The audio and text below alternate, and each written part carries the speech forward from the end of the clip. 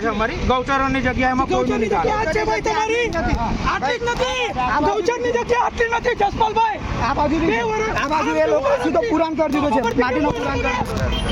બાપા પરથી કેમ બોલ્યા? બાપા પરથી કેમ બોલ્યા? બાપા પરથી કેમ બોલ્યા?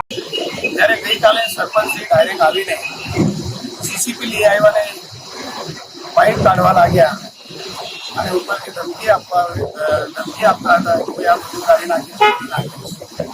મિત્રો, એ વસ્તુ સારી નથી. એક વ્યક્તિ તેનો પરિવાર તેના આધારિત ચાલતો હોય તો એને આપણે મદદ કરવી જોઈએ અને કદાચ અમારી ભૂલ હોય તો કાયદેસરમાં એના પર પગલાં લેવું જોઈએ. કાલે બનેલો બનાવ સારો નથી.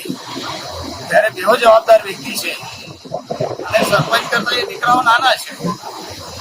કદાચ છોકરાઓને વ્યવસ્થિત સમજાવીને સરપંચની વાત કરતી તો ખૂબ સારું. મારા સાથે પણ સરપંચની ચર્ચા થઈ.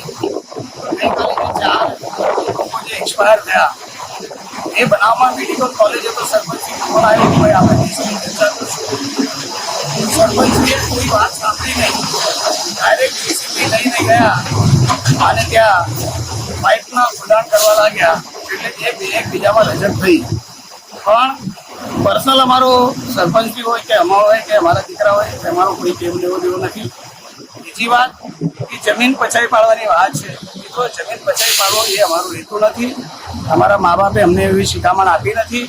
અમે બિઝનેસ કરવા માટે જગ્યા ભાડેથી લીધી છે, ભાડેથી રાખશું.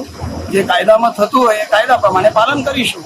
અને કદાચ કદાચ ભૂલ થઈ હોય તો સરપંચશ્રી કાયદા હાથમાં સરપંચશ્રીએ લેવું જોઈએ.